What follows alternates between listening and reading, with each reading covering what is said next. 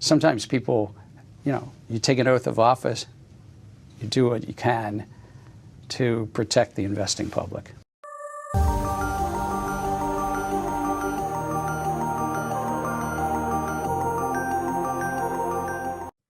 One of the best parts of this new year is that scumbag, Gary Gensler, ain't for long. Only a few days left in his tenure. And we're going to listen to a snippet of one of his recent interviews. It's amazing how this guy cannot give a straight answer to any questions. Get your vomit bag ready for that one. But, he's out of here. And a lot of people like him are on their way out. You can't stop the future. We got a new listing for RLUSD. There's a twist. We'll dig into it. Monica Long saying, get ready. There's going to be an XRP Ledger ETF. A lot of stuff going on. We'll dig into it. When we look at the market, for cryptocurrency, it's not that bad out there, is it? Bitcoin down a couple percent, Ethereum down about 1%. Well, we see XRP not up a lot, but it's green, up about 1.6%, outperforming the market. We like to see that. Not a bad day. Just in, Ripple president says XRP ETF is likely next in line after Bitcoin and Ethereum. I think it makes a lot of sense, very possible. Does it really matter, though, if Solana is next and then XRP a month later? So we get into these games where we have to be next or the next one is the winner. Most of these major cryptocurrencies aren't going to make their way to the traditional market, and there's going to be basket products, and the ordering isn't terribly important, even though I would not be surprised to see XRP next on deck.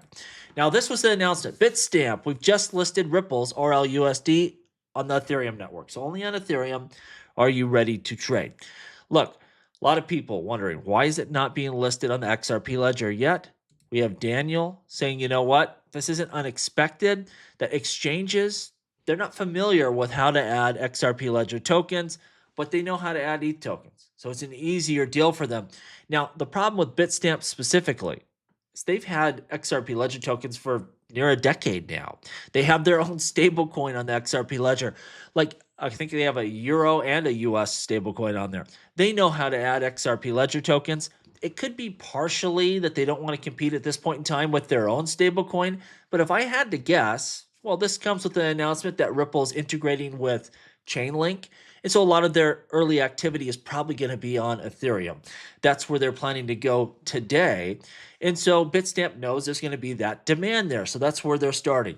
As the XRP ledger gets upgraded, we have the AMMs that are able to accept RLUSD. You'll see some of that activity start flowing over to the XRP ledger. Fast, cheap transactions. It's only common sense, but Ethereum's first. And we knew that was going to happen. We've been talking about it. At least we got the co-launch. It is available on the XRP ledger.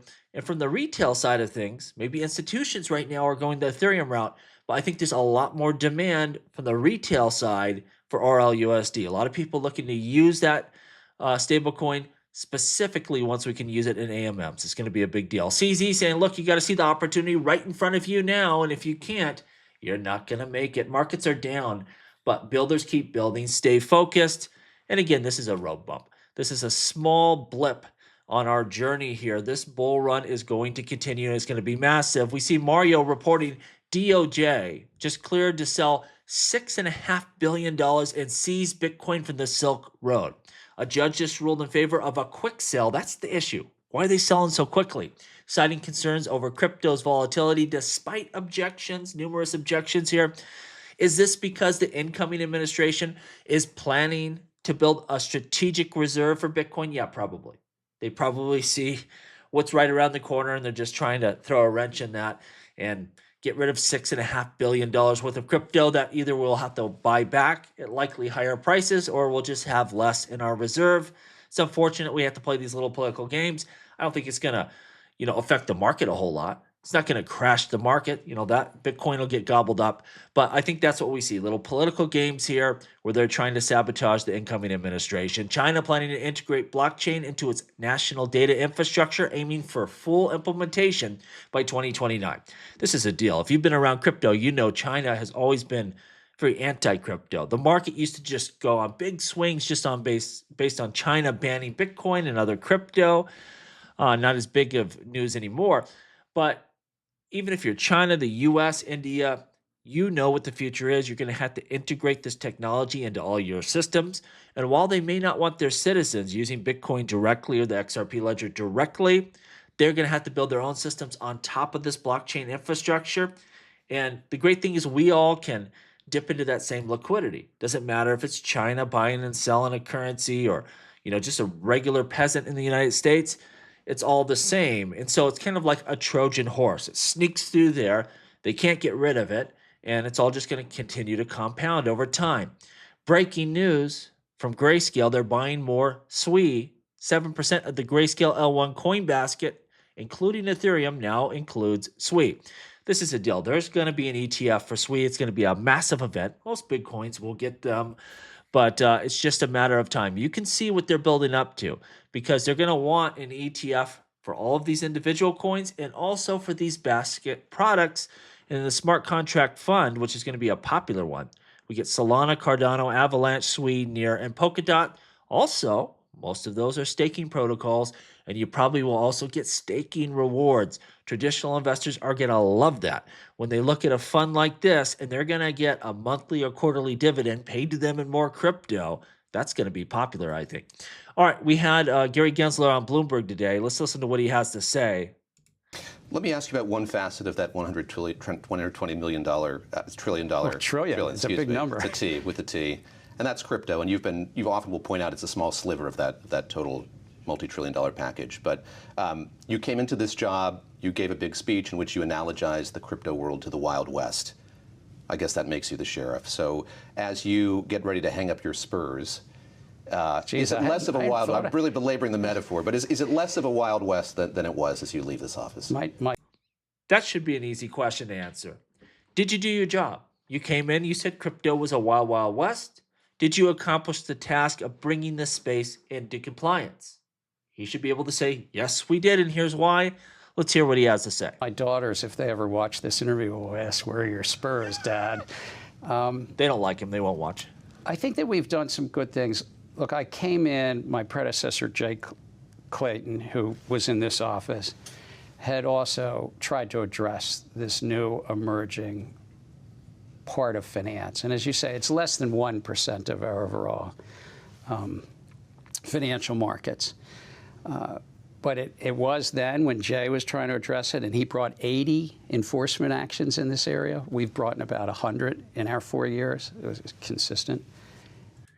It's not that consistent, and I'll tell you why. And I'm no fan of Jay Clayton. He personally cost me quite a bit of money with his nonsense. But when Jay Clayton brought a lot of these, they were specific, other than Ripple, to ICOs. And it sent a clear message. Don't do ICOs in the United States, or you're breaking security law. And I think most people would agree with that. So yes, it was regulation by enforcement, but there was a point behind it. Most people understood that, and that activity stopped here in the US. If you remember, it was a tough time for Ethereum because that was its only utility as ICOs, and then that stopped.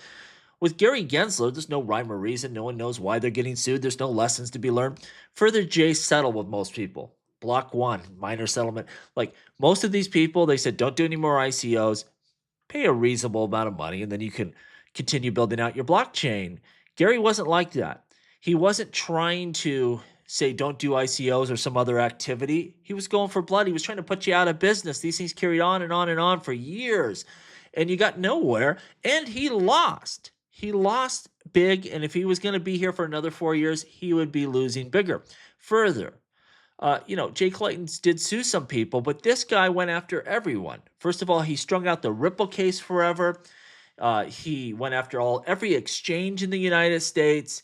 Like, they're not even close. And again, I don't like Jay Clayton. I'm no fan of his, but this guy was a level of magnitude worse than Jay Clayton ever thought of being. It's maybe about 5% of what we do in our law enforcement. That means there's 95%, in a sense, unfortunately, about other things. And unfortunately, with all the real criminals out there in finance, they just settle with them. Like, you'll see some awful thing happen in the banking realm or the investment realm, a couple $1 million fine. But crypto, this guy's going for blood. It's embarrassing. Scammers and fraudsters and so forth. But in this field, it's rife with bad actors. And let me just split the field into two just for a minute. The public knows a lot about Bitcoin, which is depending upon its market value on any given day, is 2/3 to 80% of the market value of crypto. And then there's everything else, or some people say Bitcoin and Ethereum and everything else. These 10 or 15,000 projects, they're raising money from the public, and the public's investing, or the public's investing hoping for a better future. I've been around finance for over. All right, enough of this guy. First of all, there's no way that only one or two projects could get it right. That's a failure of regulators. If you are looking at an industry and everyone globally can't figure it out, that's a problem with this guy, not with the industry. Now, yeah, there's some scammers, there's some fraudsters, there's people that break the law. We understand that. They don't go after those people.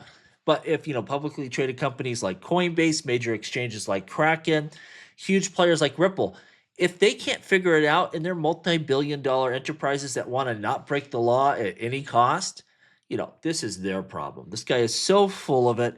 And part of the reason why those two coins make up such a large percentage of the market is because you're fairly confident that the SEC is going to stay away from them.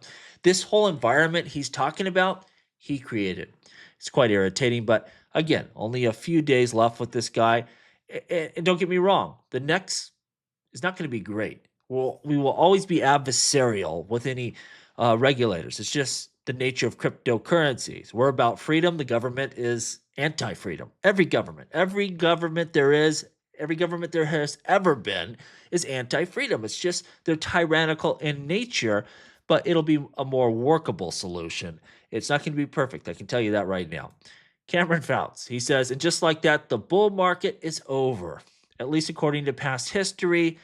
You have your squiggly lines and whatnot and this and that. Rob Art knows. Everyone's calling for the top, so it is not the top. We got a lot of runway left on this bull run. It's not even close. We are nowhere near the top, in my opinion, not financial advice. Jeremy Hogan, big news in the legal crypto space. So I covered this a little bit yesterday. The judge in the SEC versus Coinbase case has put a stay on the lawsuit until the appellate court rules on whether an investment contract requires an actual contract. And it seems like you would need that. Now, it could be verbal, it could be written, it could be in all sorts of different forms, but you think you need some sort of contract to have, an investment contract. This is part of the thing. I don't disagree that we should have some disclosures for crypto projects and all of this kind of stuff, but we need new rules. We need new laws, and that's what Gary won't admit. That, yes, the system is not perfect. They need to update it. We're using 100-year-old laws, however old they are, and it's not appropriate for the modern era. And until we get regulations clear in this country, it's going to be a little bit of a struggle bus. We're working towards that. I look forward to at least getting one or two bills passed in 2025. That's quite ambitious, but I think it may happen, and it will be rocket fuel for this space. A lot of capital is going to come flooding in because now you know what you're investing in is perfectly legal, and it's going to be on like Donkey Kong. Let me know what you think down below. As always, please like, please subscribe. The revolution will be televised right here on Jungle Link.